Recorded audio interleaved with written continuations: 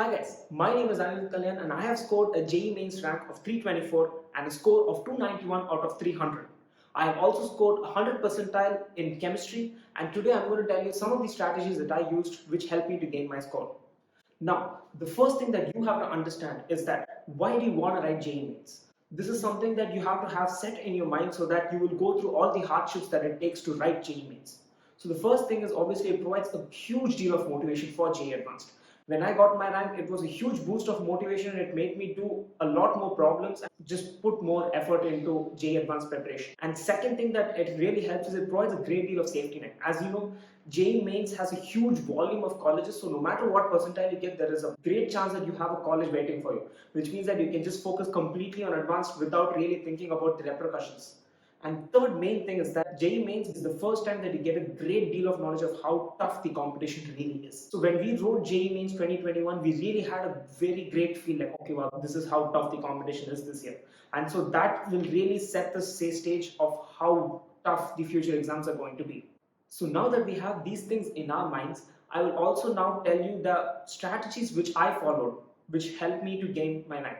Now, these are the strategies which I found to be unique to myself in the sense that others were not talking about it. Of course, you have read your NCRT, do your previous year problems, but these are all you know already. So these are the things which I found to be useful, which others did not talk about as much, you can say.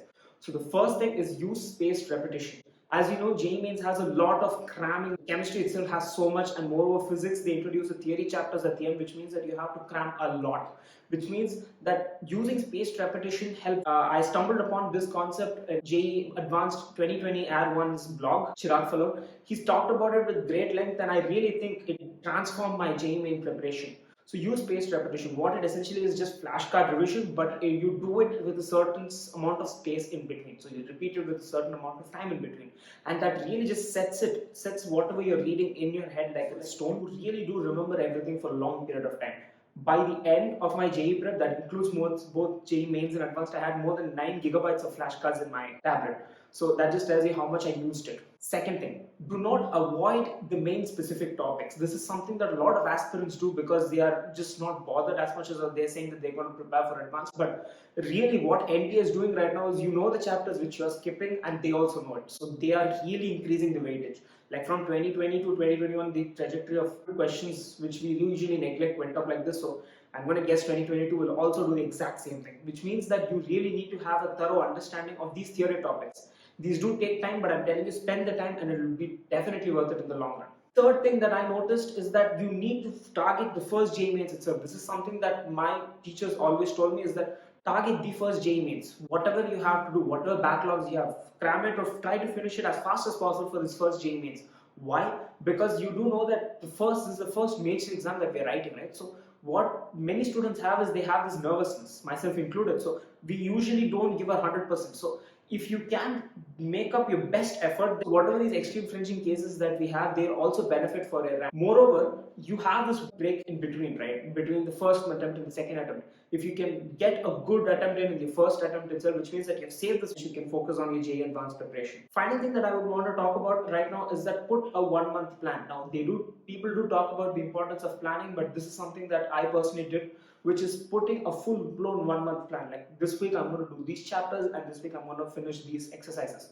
You have no idea how much it helps, because since you have put this plan 1 month before, where you're not feeling any pressure as much, you have a good idea of what you're doing in a calm state of mind. So it will help you keep a good track of your progress. If you're feeling overwhelmed, you just look at your 1 month plan, you're saying I'm on track, and you can be calm and composed. And being calm and composed matters a lot, guys. Like I'm telling you, the second attempt I wrote was my best attempt, and that attempt I was super calm and composed because I knew what I was getting myself into.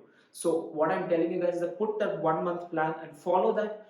And what the 1 month plan involves, I'm not going to tell you. That is up to you guys. Every aspirant is unique and they know what they're doing.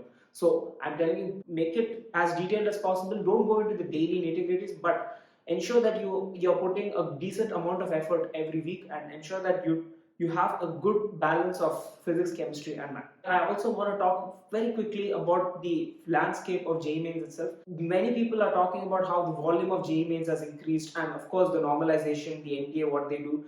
It is for sure something that NTA needs to take care of. But what I have noticed is that the normalization procedure does not really deny anybody any unique opportunities. Yes, your rank slips up or slips down, but that doesn't mean that they have really changed anything drastically.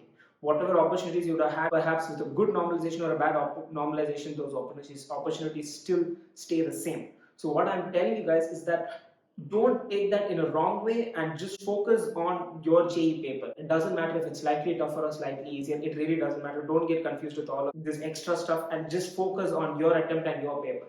So that's been it, guys. Also, let me know if you guys need any of those flashcards that I created. I'd be willing to give it to you. Thank you so much. Thanks for watching. Catch you in the next one.